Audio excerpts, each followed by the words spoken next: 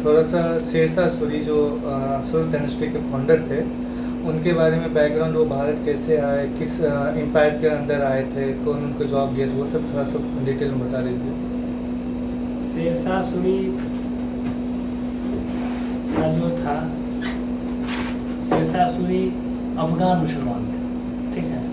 तो वो कैसे भारत आए, कैसे सासाराम पहुँचे, इसके बाद फिर किस तरह से मुगल से लड़ाई करके यहाँ अफगान, द्वितीय अफगान वंश भी बोला जाता है। शेरशाह सूरी की डायनेस्टी को द्वितीय अफगान शासन भी बोला जाता है। और वो अपना वंश जो स्थापित किए सूर्यवंश के नाम से, सूर्यवंश के नाम से स्थापित किए। शेरशाह सूरी जो वंश स्थापित किए उसको सूर्यवंश बोला गया, और उसको द्वितीय अफगान वंश भी बोला जाता है। द्वितीय अफगान वंश इसलिए बोला जाता है कि शेरशाह सूरी जब लोधी वंश, दिल्ली सल्तनत का अंतिम वंश लोधी वंश था, जान रहे हैं आप। तो लोधी वंश के जो संस्थापक थे बहलोल लोधी, बहलोल लोधी जब सत्ता संभाले, तो बहलोल लोधी अफगानिस्तान के थे, अफगान मुसलमान थे वो। तो बहलोल लोधी अपने एरिया के मुसलमान को, अपने एरिया के अफगानियों को आमंत्रण किए कि आप लोग भी आके यहाँ हमारे अधिकार क्षेत्र में आप यहाँ रह सकते हैं, बिजनेस कर सकते हैं, व्यापार कर सकते हैं। तो जिनको दिक्कत है वो लोग आए उनके आमंत्रण पर। उसी में शेरशाह सूरी के पिताजी और दादाजी, पिताजी का नाम था हसन खां और दादाजी का नाम था इब्राहिम खां, ठीक है। तो ये लोग क्या है, ये लोग भी आए पंजाब के बजवाड़ा नामक स्थान पर, अफगानिस्तान से चल के पंजाब के बजवाड़ा नामक स्थान पर आए और वहीं इन्होंने अपना आवास बनाया। इसके बाद उसी जगह, उसी निवास पे फरीद का जन्म होता है, और फरीद ही आगे चलकर शेर खां और फिर शेरशाह सूरी कहलाता है। तो इस्माइल खां और इब्राहिम खां और हसन खां, ये दोनों जब आए बजवाड़ा पंजाब में निवास बनाए और फिर ये अपना कामकाज खोजे। इसी क्रम में इब्राहिम खां को नौकरी मिल गई, मतलब जागीरदारी मिल गई बहलोल लोधी के तरफ से नारनौल हरियाणा की। नारनौल एक जगह है, वहाँ की जागीरदारी मिल गई इब्राहिम खां को। और हसन खां को नौकरी मिल जाती है, हिसार फिरोजा के जागीरदार थे जमाल खां के यहाँ। हसन खां को काम मिल गया कहाँ, ये हिसार फिरोजा के जागीरदार जमाल खां के यहाँ मिल गया पुत्र को काम, हसन खां को। और इब्राहिम खां को काम मिल गया, जागीरदारी मिल गई उनको कहाँ का, नारनौल हरियाणा का। इसके बाद इधर ये क्रम चलता रहा, इधर फरीद का जन्म भी हो गया। इसके बाद समय बीतता गया, शासन आ गया लोधी वंश का, जो उत्तराधिकारी बहलोल लोधी के हुए सिकंदर लोधी का शासन आ गया। सिकंदर लोधी के टाइम में क्या होता है कि जो जमाल खां थे हिसार फिरोजा के जागीरदार, उनको प्रमोशन मिल जाता है, उनको सूबेदार नियुक्त कर दिया जाता है जौनपुर का, ठीक ना, यूपी में है जौनपुर। जौनपुर का सूबेदार नियुक्त कर दिया जाता है जमाल खां को। और जमाल खां के यहाँ कौन काम कर रहे थे, हसन खां, जो फरीद के पिताजी थे। फरीद का मतलब जो बाद में शेर खां और शेरशाह सूरी बनेगा, ये ध्यान रखना है। फरीद खां उसका बचपन का नाम है, मूल नाम फरीद ही है। तो फरीद अपने पिता के साथ हसन खां के साथ रहता है। इसका सर एक बार और बताइए ना, अभी किसका नाम क्या था? फरीद जो है वो बचपन का नाम है शेर खां का। जो फरीद बाद में शेर खां बनता है, किसके द्वारा शेर खां उपाधि मिलता है वो भी आगे बताएंगे। शेर खां बनता है और शेर खां के बाद फिर वो बन जाता है शेरशाह सूरी। तो फरीद कैसे कैसे भारत आया, फरीद का पूर्वज, और फरीद से कैसे वो शेर खां बना, शेर खां से कैसे वो शेरशाह सूरी बनता है, वो डिटेल जैसे हम बता रहे हैं आप लोग को कि किस तरह से आया, ये तो बता दिए। तो फरीद कौन था सर, एक बार मिस हो गया। फरीद है हसन खां का पुत्र, जो अफगान मुसलमान है और अफगानिस्तान से उसके पिता हसन खां आए हैं, और हसन खां का पुत्र होता है फरीद, और फरीद बाद में बनता है शेर खां, और वही शेर खां बन जाता है शेरशाह सूरी, जो मुगल वंश का शासक हुमायूं को यहाँ से भागने पे मजबूर करता है, उसको पराजित करता है और यहाँ सूर वंश का स्थापना करता है वही शेरशाह सूरी जो बचपन में फरीद है। अच्छा। अब क्लियर हुआ? हाँ। तो फरीद जो है वो अपने पिता के साथ कहाँ आ जाता है? जौनपुर आ जाता है, जो कि उसके पिता नौकरी कर रहे होते हैं किनके यहाँ? जमाल खां के यहाँ। और जमाल खां की पदोन्नति हो जाती है सिकंदर लोदी के टाइम में, जौनपुर का बन जाते हैं सूबेदार। तो वो अपने वफादार जो है हसन खां उसको ले आते हैं अपने साथ जौनपुर। और जौनपुर जब ले आते हैं तो फिर वो क्या करते हैं? हसन खां को सासाराम, ख्वासपुर और टांडा का जागीरदार बना देते हैं। और इस तरह से क्या होता है कि हसन खां पहुंच जाते हैं बिहार के सासाराम, और साथ में उनका पुत्र भी आता है फरीद।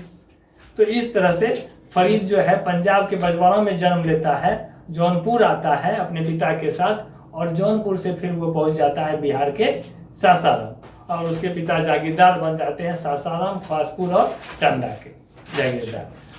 ठीक है। तो फरीद इसके बाद क्या होता है कि फरीद जब सासाराम पहुंचता है, और सासाराम पहुंचने के बाद हसन खां की 4 बीवियां थी।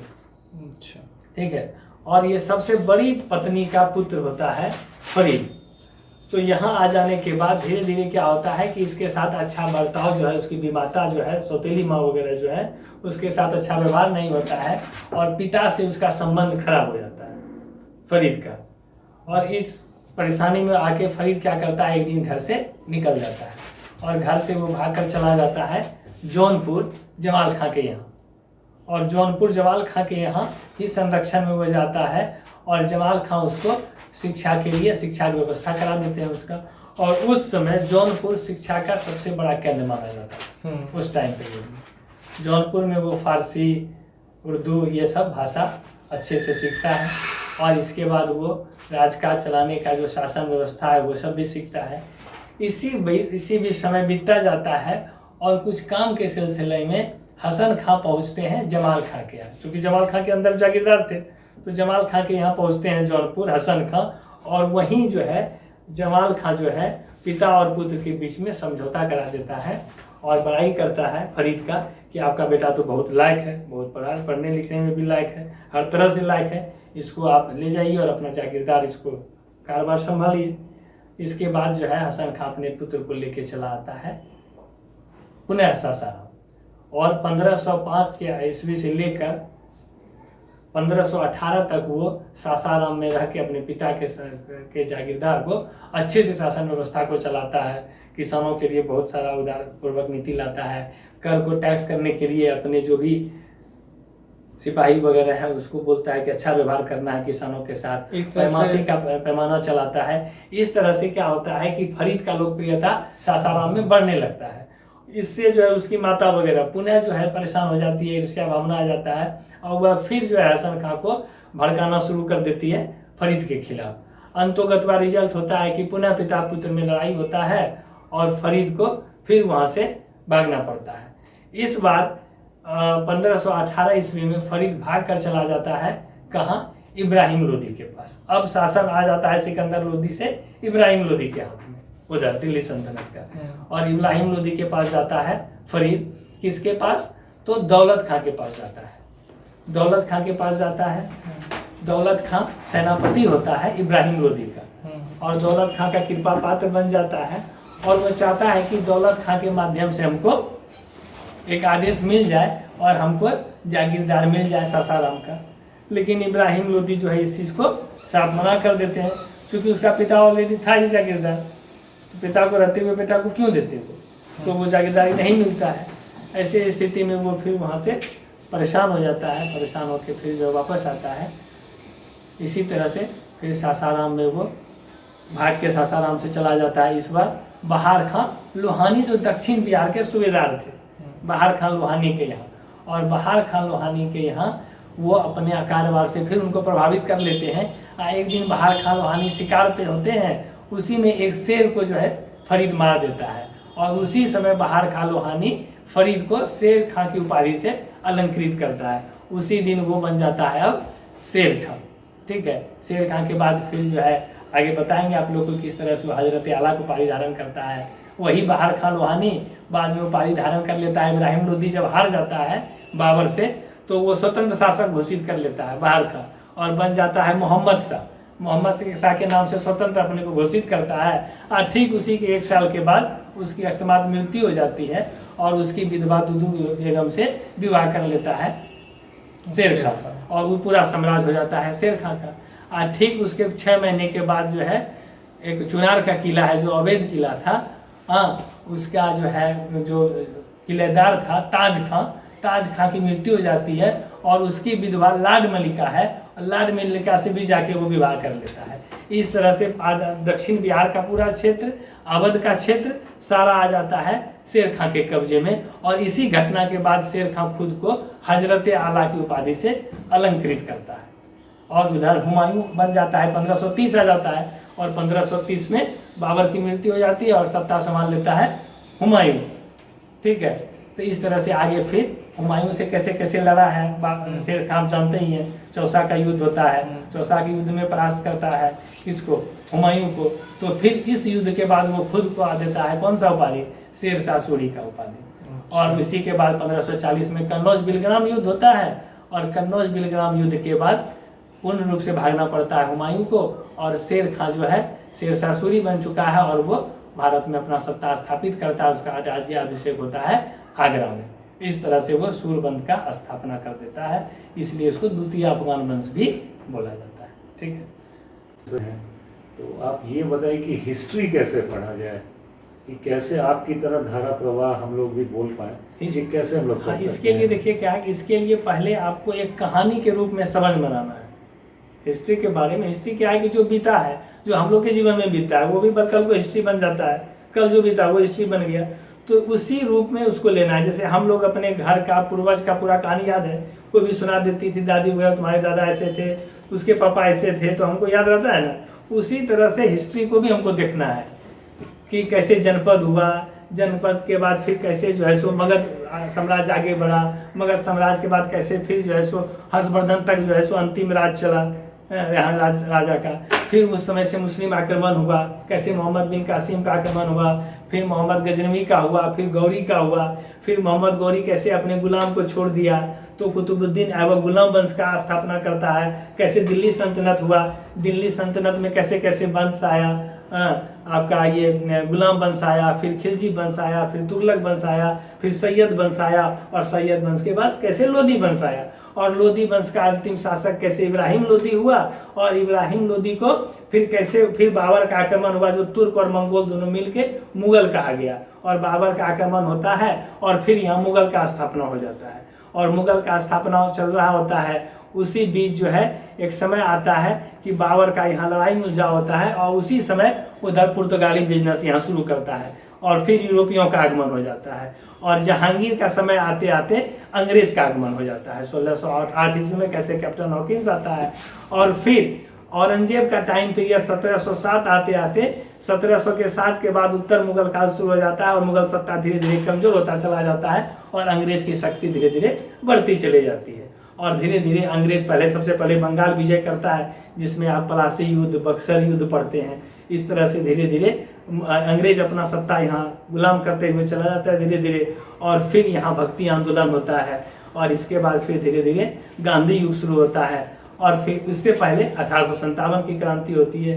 वहीं से धीरे धीरे अंग्रेज के खिलाफ यहाँ एक माहौल बनना शुरू होता है और फिर हम लोग ये मॉडर्न हिस्ट्री में पढ़ते हैं ये सारा चीज़ और इसके बाद फिर किस तरह से देश आज़ाद होता है, किस तरह से संविधान का निर्माण होता है और फिर किस तरह से कांग्रेस पार्टी स्थापना हुआ और कांग्रेस पार्टी का फिर शासन चलता है और फिर किस तरह से जनता पार्टी, फिर किस तरह से जनसंघ, जनसंघ के बाद भारतीय जनता पार्टी और अभी किस तरह से भारतीय जनता पार्टी का शासन चल रहा है। इस तरह से एक कहानी के रूप में पूरा आप एक बार समझ लेंगे और तब फिर बुक को देखना है। तब क्या होगा कि चीज़ें आपको कोरिलेट करने में आसानी होगी और आसानी से आप चीज़ें याद रहेंगी आपको और आप उसको भूलेंगे जल्दी नहीं।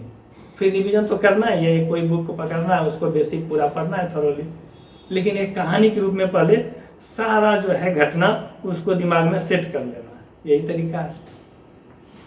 बहुत अच्छा लगा सर, आपसे जानकारी मिली। आप कुछ कहना चाहेंगे सर से? सर आप अपना इंस्टीट्यूशन के बारे में जो भी आप नया ऑनलाइन स्टार्ट किए हैं तो आप इंस्टीट्यूशन का एक एड्रेस दे दीजिए ताकि ऑफलाइन बच्चा आए जाए आपके पास, मतलब आपसे नॉलेज लेने के लिए, तैयारी करने के लिए। एक परफेक्ट एड्रेस, एक आइडिया दे दीजिए उन लोगों को। Shashi UPSC and BPSC preparation classes, Tilka Manjhi, Bhagalpur. हाँ जी। ठीक है। और एक हम यूट्यूब चैनल बनाए हैं शशि सिविल क्लासेस के नाम से, शशि सिविल क्लासेस भागलपुर, जिसमें अभी ज़्यादा नहीं, हम 6-7 वीडियो डाले हैं।